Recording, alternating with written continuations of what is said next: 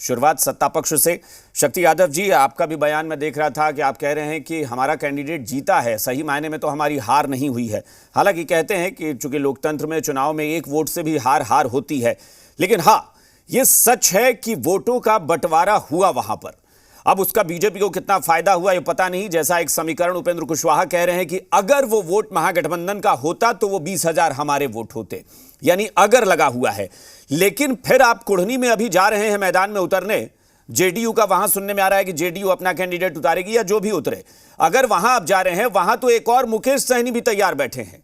यहां तो बीएसपी और एआईएमआईएम, अब मुकेश सहनी तीसरे अगर हो गए, क्योंकि एआईएमआईएम ने कह दिया है कि हम कुढ़नी में भी उम्मीदवार देंगे, फिर आप कैसे उसका बचाव करेंगे?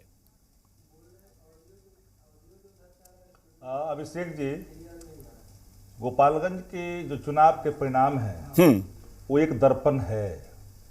अचार सिर्फ खाने के लिए ही नहीं है, कमाने के लिए भी है। ये अचार के बिजनेस करके महीने के 5 लाख कमा रहे हैं। आपको भी ये करना है तो फ्रीडम ऐप को अभी डाउनलोड कीजिए। बिहार के लिए, पॉलिटिकल पार्टियों के लिए, सबके लिए।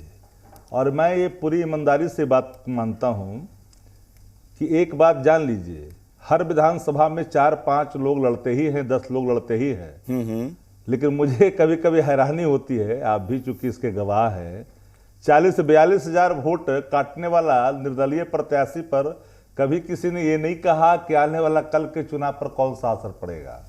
और 10,000 5,000 वोट तो अमूमन काटता है। हम लोग भी जहां लड़ते हैं, कई वोट कटवा पार्टी जो है खड़ा हो जाता है, जाति आधारित, धर्म आधारित खड़ा हो जाता है पैसा ले लेके, तो वह भी काट ही लेता है। लेकिन उससे कोई फर्क नहीं पड़ता। एक सबसे गंभीर बात और सबसे सच है, देखिए, भावनात्मक जो वोट होते हैं ना, उनके प्रति सिंपैथी।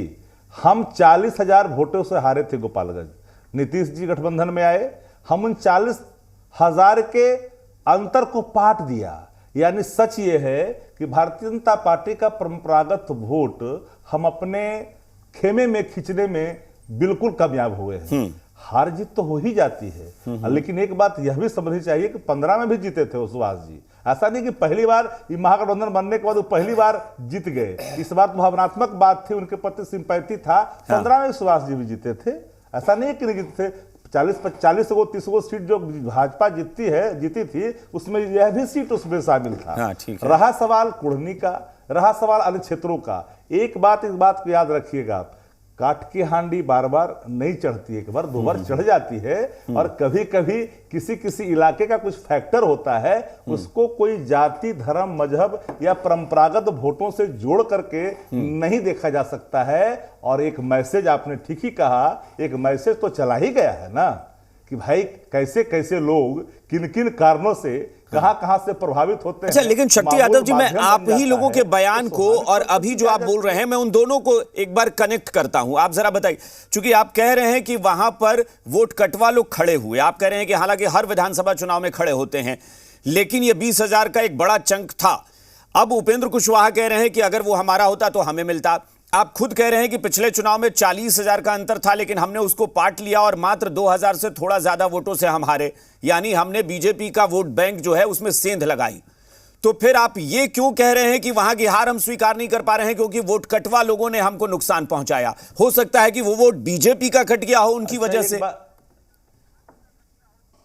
नहीं, एक बात तो साफ, जब तस्वीरें साफ होती है ना, तो सब कुछ साफ साफ दिखता है। सांच को आज की जरूरत नहीं होती। बिहार में पूरे कस्बों में, गांव और टोलों में ये बात चल गई उन सभी लोगों के बीच में कि ये जो चीजें सामने आई है, वो प्रत्याशी किस रूप में, कहां से गाइड होकर के, किसके कहने पर, कौन सा मामूल, कितना मामूल लेकर करके जिन लोगों ने ये सुपारी ली थी, तो उसका तो एक मैसेज चला गया। एक बार तो हो गया, लेकिन अब दोबारा, लेकिन बीएसपी तो एक रजिस्टर्ड पार्टी है ना।